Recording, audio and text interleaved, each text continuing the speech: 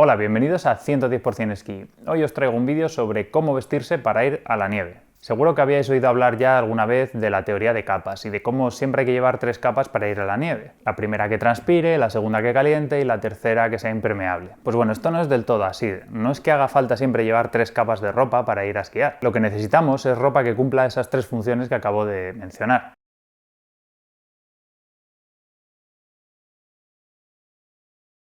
Os voy a analizar un poco en detalle cada una de ellas y luego vamos a ver en la ropa que podemos llevar a la nieve cómo se pueden cumplir a lo mejor con 2 capas, o 4 o 3. La primera es permitir la transpiración, es decir, dejar salir hacia afuera la humedad del cuerpo. Tampoco voy a entrar en detalle de cómo el ejercicio físico aumenta la temperatura del cuerpo, pero bueno, vamos a entender que durante el ejercicio estamos siempre sudando, aunque sea poco y aunque haga frío. Básicamente el cuerpo se calienta y el mecanismo para regular la temperatura es sudar, es decir, colocar una película de agua sobre la piel. El agua conduce la temperatura mucho más que el aire y lo que hacemos es cederle temperatura para que se evapore y se vaya hacia afuera. Por eso necesitamos ropa que transpire, pero ojo, no solo en la primera capa, también lo necesitamos en la capa más exterior y en las capas intermedias. La segunda función que tiene que cumplir la ropa de esquiar es atrapar el aire caliente que tenemos alrededor. Esto es muy fácil de entender si pensáis que alrededor del cuerpo tenemos una burbuja de aire caliente que nos protege permanentemente. A este aire, como está a más temperatura que el que está un poco más lejos, pues le cedemos menos calor, es decir, perdemos menos temperatura con este aire alrededor. Sin embargo, si nos da el viento o por ejemplo vamos esquiando y tenemos viento relativo, esta burbuja la perdemos y estamos en contacto con aire más frío y por convección vamos a perder más temperatura. Así que la ropa que llevemos no solo nos tiene que atrapar este aire caliente, sino que tiene que evitar que lo perdamos con el viento. Bueno, y la tercera función que tiene que cumplir la ropa es impermeabilizarnos, no permitir que nos entre agua de fuera hacia adentro. Igual que teníamos que permitir que saliera el agua hacia afuera, obviamente si luego dejamos que nos entre agua de fuera, no conseguimos nada. El agua es tan peligrosa porque es muchísimo más conductora que el aire. Si antes hablábamos de que tenemos que proteger esa burbuja de aire caliente alrededor, si estamos mojados vamos a perder temperatura muchísimo más rápido. Esto lo podéis entender si pensáis que, por ejemplo, a 12 grados podéis estar en la calle en camiseta y si no hace mucho viento probablemente aguantéis un buen rato antes de empezar a tener frío. Sin embargo, si os metéis en agua a 12 grados probablemente en unos minutos estéis hipotérmicos porque el agua conduce mucho más el calor. Y bueno, ahora que sabemos las 3 funciones que tiene que cumplir la ropa que llevamos para esquiar, vamos a ir analizando capa por capa lo que nos podemos poner para ir a la nieve.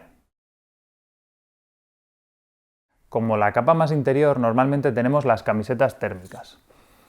Pueden ser de diferentes materiales, de fibras sintéticas o de lana merino. Las fibras sintéticas suelen ser de poliéster, poliamida, elastán, bueno, en general alguna combinación de estas fibras hace que la ropa sea bastante ajustada y bastante elástica. Pero bueno, básicamente lo que hay que evitar al 100% es el algodón. El algodón tiene un problema y es que almacena muchísima agua. Por lo tanto, si llevamos una camiseta de algodón, a medida que vayamos haciendo ejercicio y vayamos sudando, se va a ir quedando todo humedecido y en contacto con la piel, con lo cual a la larga nos va a enfriar un montón. Seguro que alguna vez habéis oído eso de que el algodón mata en montaña y hombre, es un poco una exageración, pero es verdad que si sudáis bastante os vais a quedar fríos enseguida con una prenda de algodón como primera capa. Así que ya os digo, el algodón prohibido. Podéis usar fibras sintéticas o podéis usar prendas de lana merino. A nivel de comodidad y de transpiración, la verdad es que las dos prendas son bastante parecidas. Las prendas sintéticas suelen ser un poco más apretadas y las de merino un poco más flojas. Esto ya depende un poco de los gustos, pero la principal diferencia que tiene la lana merino es que es mucho más resistente al mal olor. Toda la gente que la prueba dice que es curioso porque después de varios días usándola no tiene nada de olor a sudor y la fibra sintética sí que coge muchísimo olor. Por eso hay mucha gente que la recomienda para los viajes, porque solo con 1 o 2 camisetas térmicas puedes esquiar a lo mejor 6-7 días sin mucho problema. Pero bueno, que una prenda sintética se puede lavar en un lavabo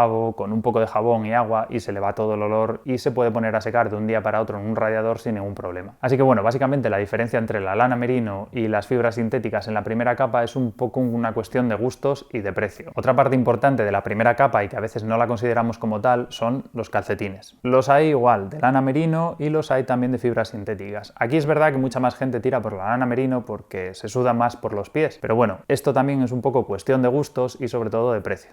Para los calcetines, 2 recomendaciones. Evitar obviamente el algodón porque estamos con una primera capa y tendríamos los mismos problemas y después usar calcetines finos. Los calcetines gruesos pueden parecer mejores incluso si se os enfrían mucho los pies y os puede parecer que es una ventaja, pero en general dan mucho más problemas porque se forman arrugas dentro de las botas a la hora de apretar y esto pues, puede llegar a provocaros rozaduras o heridas. Pensad que hay gente que esquía con calcetines ejecutivos, o sea que bueno, para los calcetines en general sintéticas o merino, pero bueno, siempre finos. Bueno, y a continuación continuación pasaríamos a la segunda capa.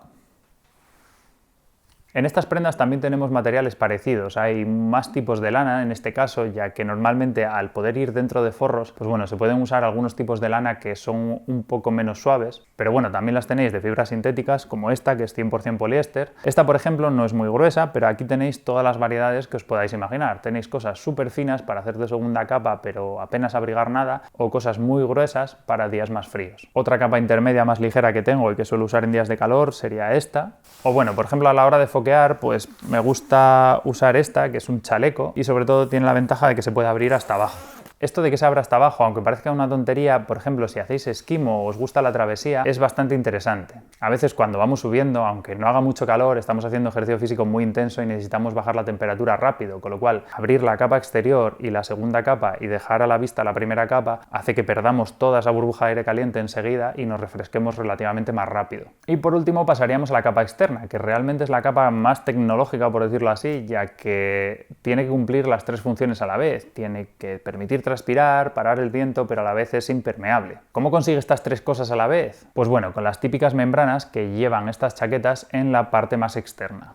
Muchas veces nos lo venden como algo súper tecnológico, con unos gráficos súper guays, de unas rayas que van hacia afuera y otras que no van hacia adentro, cómo repelen el agua, pero bueno, la forma más fácil de entenderlas es como un colador. Las moléculas de vapor de agua, que son las que tenemos que permitir salir hacia afuera, son mucho más pequeñas que las gotas de agua que vienen del exterior. Como en un colador, algunas cosas pasan y otras no, y en este caso el vapor de agua sí que sale hacia afuera y las gotas no entran hacia adentro. Hay marcas que a lo que se dedican es a desarrollar este tipo de membranas y licenciar su uso para otras marcas que lo usan en sus prendas de ropa. El ejemplo más claro de esto es Gore-Tex, que seguro que habéis visto la etiqueta de Gore-Tex en prendas de distintas marcas. Luego, sin embargo, hay otras marcas que desarrollan sus propias membranas y usan esas y en general pues les sale más barato la producción. Y luego encima, dentro de las mismas marcas, tenemos membranas de distinta impermeabilidad y distinta transpiración.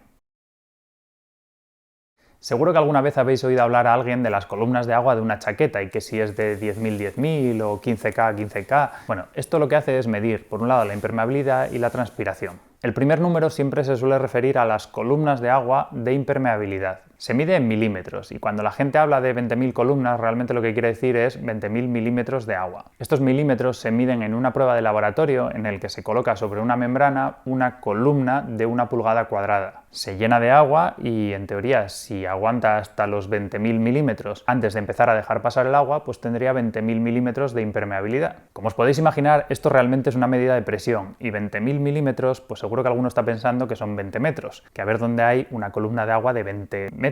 Pues bueno, obviamente, como test de laboratorio se realiza de otra manera. Esto es una medida teórica. Pero bueno, aparte de la curiosidad de cómo se mide, lo que necesitáis saber es que a más número, más impermeabilidad. Hay prendas de esquiar de 10.000, 15.000, 20.000, incluso algunas un poco más extremas de 28.000 y 30.000, pero bueno, estas ya empiezan a tener problemas de transpiración. Básicamente los agujeros del colador son tan pequeños que ese vapor de agua ya le cuesta salir hacia afuera y se condensan en forma de agua en la superficie interna de la membrana. Pero bueno, lo que indica realmente la transpiración de una prenda es el segundo número que viene después del de la impermeabilidad. Esta medida se da en gramos y realmente mide los gramos de vapor de agua que pasan a través de 1 metro cuadrado de la membrana durante 24 horas. Igual que antes estábamos hablando de presión, esto no tiene mucho que ver con la presión, así que hablar de columnas de transpiración no tiene ningún sentido, pero bueno, supongo que es un poco de marketing en el que se hablan de columnas de agua de impermeabilidad y luego de columnas de transpiración, pues porque sí. Pero bueno, lo que os estaréis preguntando es que ¿cuántas columnas de agua tengo que llevar para ir a la nieve? Bueno, si alguien se me lía, voy a hablar indistintamente de chaquetas de 10 o de 10K o de 10.000 columnas de agua, pero bueno,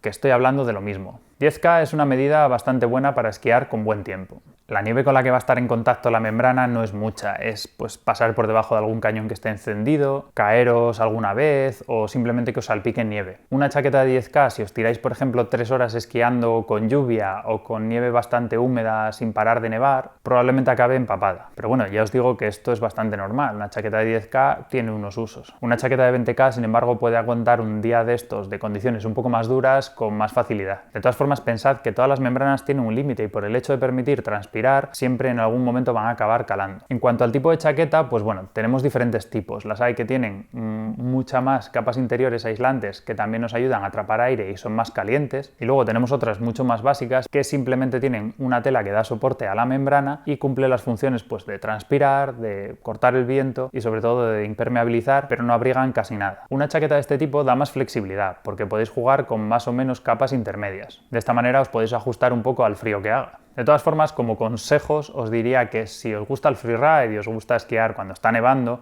por lo menos cojáis una chaqueta de 15K o de 20K. La transpiración normalmente va acorde, por eso os digo simplemente 15K, porque suelen ser 15-15. Es raro que sea diferente la transpiración de la impermeabilidad. Algunos extras interesantes de las chaquetas puede ser pues, que tenga falda para cerrar y evitar que nos entre la nieve.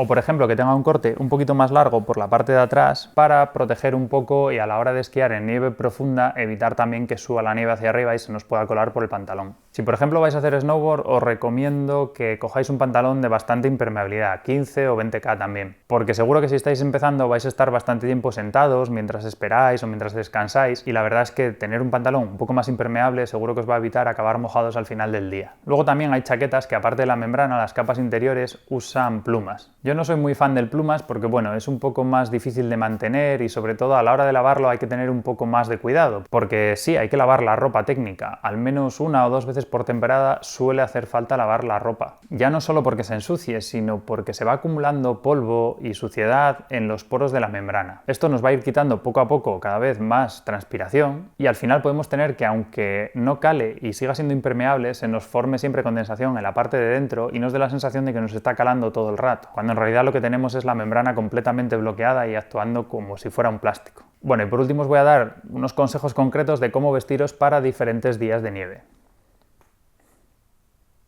Para los días normales de invierno, de -5 a 0 grados, para los pantalones yo normalmente suelo llevar simplemente el pantalón de esquí. El pantalón ya cumple las 3 funciones básicas él solo, con lo cual realmente no necesitamos llevar nada más. Las piernas no tienen tantos problemas de frío porque no contienen todos los órganos vitales que están en el torso. Para la parte de arriba sí que normalmente suelo llevar una térmica y casi siempre de fibra sintética. Después pues normalmente suelo llevar una capa intermedia y la chaqueta por encima. Para días fríos, o sea 5 grados bajo cero y menos, ahí ya sí que suelo llevar pantalón térmico. Arriba sí que a veces ya varío y pongo 4 capas, las mismas que antes, y añado otra capa intermedia que me quede un poco más holgada y pueda llevarla cómodamente. Para días de primavera pues obviamente otra vez el pantalón solo y ahí sí que con las ventilaciones siempre abiertas, y arriba lo que hago es prescindir de las capas intermedias porque me encuentro bastante cómodo con la capa interior y además en días más calurosos es la que más facilita la transpiración y luego pues encima la chaqueta que lleve esa temporada. Eso sí, pues probablemente no cerrada hasta arriba y con las ventilaciones de las axilas abiertas casi seguro. De esta manera corto el viento sin ningún problema, tengo transpiración y si tengo algo de calor simplemente abriendo la chaqueta hasta abajo pierdo todo ese aire caliente y con una bajada pues me refresco lo suficiente como para seguir esquiando. Seguro que alguno me vais a decir que en días de primavera me habéis visto sin chaqueta y sí, algunas veces voy con una especie de sudadera que es un poco gruesa, pero obviamente no cumple todas las funciones de las que hablo. Pero bueno, esto solo lo hago en días de mucho calor, en días que no hace viento y en días en los que probablemente no me vaya a mover del parque en todo el día. Básicamente el hecho de no tener una membrana que corte el viento, en cuanto empiezas a esquiar un poco rápido es que es muy fácil ir a 40 o 50 km por hora y aunque no haya viento vais a tener un viento relativo de 40 o de 50 km por hora, con lo cual sí que os vais a enfriar rápido. Pero bueno, en estas condiciones en las que no me voy a mover prácticamente del parque, pues bueno, me tomo estas pequeñas licencias, pero no os recomiendo esquiar con sudadera a nadie.